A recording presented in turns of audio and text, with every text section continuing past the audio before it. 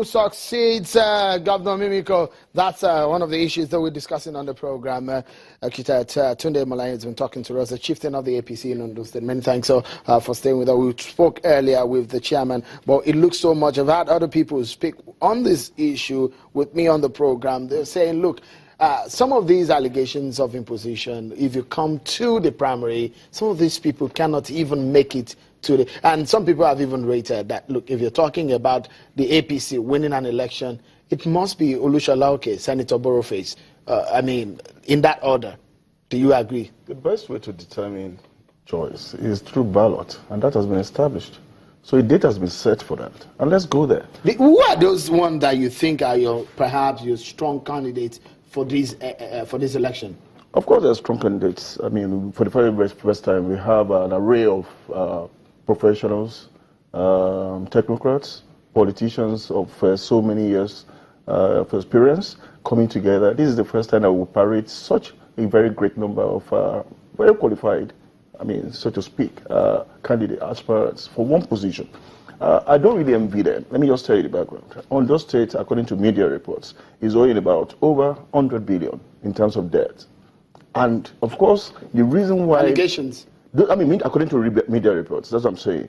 And this is not so attractive to make someone to jump to say, I want to be governor of Ondo State. So there must be some passion, level of passion, that is driving somebody to say, okay, I want to be governor, I want to succeed an underperformed administration. Do you think that your party can even win election at this time? I mean, things are not economically looking good, and the APC is at the helm of affairs nationally, at the center. Yeah. Do you think that that will not affect the chances of the party? Let me tell you what I mean, because Nigerians are getting more and more advanced in thought, so they understand the system.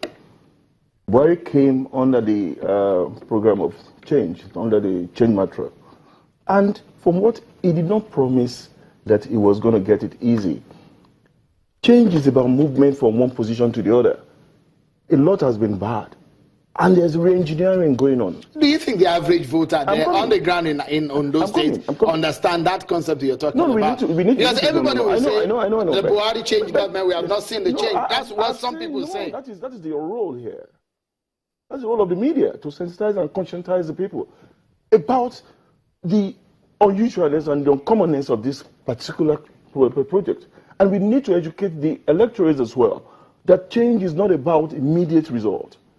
I'm a change agent. I've been practicing change for so many. I know that change makes you to be isolated. Sometimes it makes you to be lonely. And those people who are the victims of change would fight with every weapon in the arsenal. And you think the APC can win election in Ondo State today?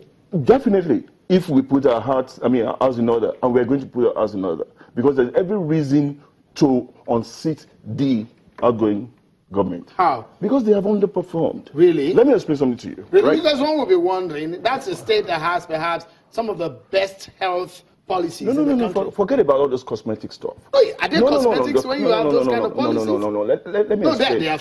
I don't think I have enough time. Yes, but let me just quickly tell you something. We need a government in place today to right the wrongs of the past and to right the wrongs of the Mimiko's administration, especially. Okay? I am telling you that because of that, there is need to put in place a process that is going to be fair and fair to elect the best candidate, the most soluble candidate that can be our torchbearer on November 26th. Who do you think that the best candidate. Who is he? There are so many of them. In your party? In my party. There are so many of them. Like who? No, we have a lot of candidates. You have 25. Who would you think? If you have the power now to identify one person in your party, out of the 25, who would you pick? No, I won't do that. Because I'm not an upset. Okay, who would you be voting for if you were a delegate? No, I'm not voting. I'm not a delegate. No, if you were, If I were a delegate, I would vote for the best person. Who? The person who's going to change the face of Who is the person? The person, because there's so many of them. You want to mention names? No. People are carrying a lot of pedigree. I mean, they have a lot of substance.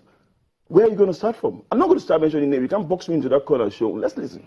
The point is that it must be made that what we have, the major challenge we have in Ondo State today is economic. All right. The economy, we're going to close now, but Mr. Imolain, yes. Tell us, as we close now, on the final note, do tell us the chances of your party on Saturday if they do primaries. My major concern is that APC is going to unseat PDP, and we are going to present the best, the most credible candidate on that day. That is, it has been shifted to next week, and we're going to have a very full day. We're going to have a very successful day. Thank you so much, Mr. Malain, for talking to us on the program. Many thanks. I wish you a Bati the very best in the coming days. Well, that's our program today. Many thanks for being part of it.